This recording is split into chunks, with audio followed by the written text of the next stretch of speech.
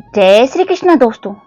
आज के हमारे इस वीडियो में मैं आपके लिए भगवान श्री कृष्ण के एक बहुत ही भोले भक्त की कहानी लेकर आई हूँ। अगर आपको ये कहानी पसंद आए तो नीचे कमेंट बॉक्स में जय श्री कृष्ण अवश्य लिखें। तो आइए सुनते हैं भगवान के भोले भक्त की कहानी। किसी गांव में एक भोला नाम का आदमी रहता था। अपने नाम के अनुरूप ही वह बहुत ही भोला भी था। ना तो चालाकी करनी आती थी और ना ही किसी की चालाकी को समझ पाता था। हर काम को वह बहुत ही साधारण तरीके से करता था। लोग उसकी बातों का मजाक भी उड़ाते थे। वह भगवान श्री कृष्ण का परम भक्त था, किंतु बहुत ही गरीब था। जंगल से लकड़ियां काट कर अपनी गुजर बसर करता था और अपनी झोपड़ी में अकेला ही रहता था। सप्ताह में एक दिन वह नगर में बने मंदिर में भी जाया करता था। एक दिन उसने देखा कि मंदिर में भगवान की मूर्ति के आगे बहुत सारी अगरबत्तियां और धूप दीप जल रहे हैं, जिसके कारण मंदिर में बहुत ज्यादा धुआं भर गया था। भोला बोला, प्रभु यहाँ तो बहुत ज्यादा धुआं है। प्रभु आपकी आंखें तो जल रही होंगी और सांस भी घुट रही होगी। आप ऐसा करो प्रभु, आज आप मेरे घर चलो। आज लकड़ियां बेचने से कुछ ज्यादा ही धन मिल गया है, जिससे हम दोनों के खाने का प्रबंध बहुत आराम से हो जाएगा। उसके भोलेपन और सरल हृदय से भगवान उसके सामने साक्षात प्रकट हो गए और बोले, ठीक है, तुम जाकर भोजन बनाओ, फिर मुझे बुलाने आ जाना, मैं आ जाऊंगा। वह खुशी खुशी बाजार गया, भोजन बनाने का सारा सामान खरीदा और बड़े प्रेम से भोजन बनाने लगा।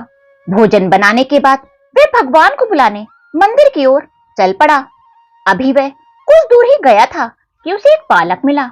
वह बालक बोला कि मुझे बहुत भूख लगी है। उसे उस बालक पर दया आ गई। वह उसे अपने साथ अपने घर ले गया और बड़े प्रेम से अपने साथ भोजन करवाया। वह फिर से भगवान को बुलाने के लिए मंदिर जाने लगा। जैसे ही मंदिर के निकट पहुंचा तो उसे एक बुढ़िया मिल गई। वह बोली, बेटा मैं कई दिनों से भूखी हूँ, कुछ भी खाने को मिल जाए तो तुम्हारा बड़ा भला होगा। वो बुढ़िया को भी अपने घर ले गया और उसे भी बड़े प्रेम से भोजन करवाया। अब उसका सारा भोजन समाप्त हो गया। वह पंसारी के पास गया और बोला, आज मुझे कुछ अनाज उधार दे दो।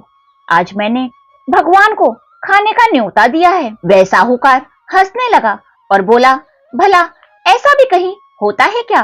भगवान किसी के घर नहीं आते। इस पर वह बोला, नहीं, भगवान मेरे घर जरूर आएंगे, उन्होंने मुझसे आने का वादा किया है। ऐसा कहकर वह साहूकार से अनाज के लिए मिन्नतें करने लगा। साहूकार बोला, अगर तुम्हें अनाज चाहिए तो बाहर रखी हुई सारी बोरियां उठाकर अंदर रख दो। भोला ने उसकी सारी बोरियां उठाई और उसको अंदर रख दिया।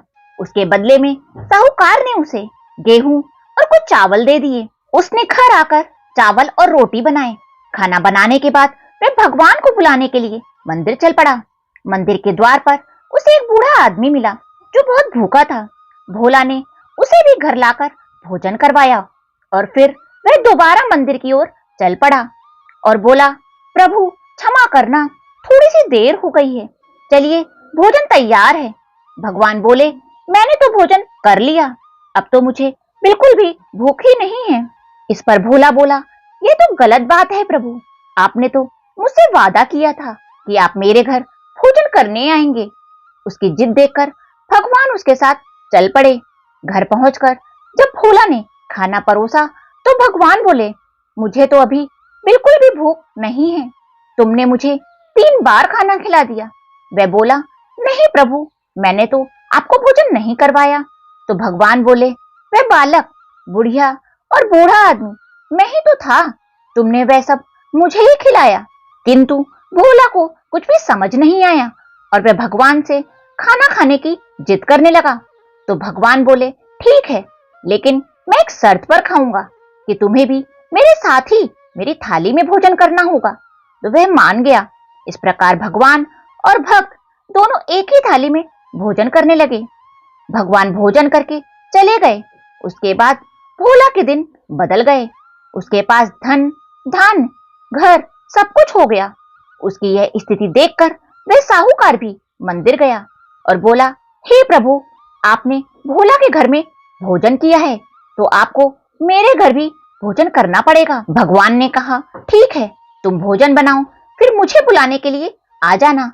वह सेठ बहुत खुश हुआ और खुशी खुशी अपने घर आ गया। नौकरों से कहकर बहुत ही स्वादिष्ट 56 प्रकार के पकवान बनवाए, और जब भोजन बन गया तो भगवान को बुलाने के लिए मंदिर की ओर चल पड़ा। रास्ते में उसे भी भगवान बालक के रूप में मिले, परंतु उसने बालक को देखकर फटकार कर भगा दिया। आगे चलने पर उसे वही बुढ़िया मिली तो उसने उसे धक्का दे दिया। मंदिर के द्वार पर उसे वही बूढ़ा आदमी मिला, उसने उसे भी फटकार कर भगा दिया और मंदिर के अंदर पहुंचकर भगवान से बोला कि हे प्रभु, भोजन तैयार है, चलिए भोजन करिए। तब भगवान बोले, तुमने 3 बार मेरा अपमान किया है, अब मैं तुम्हारे साथ नहीं चल सकता।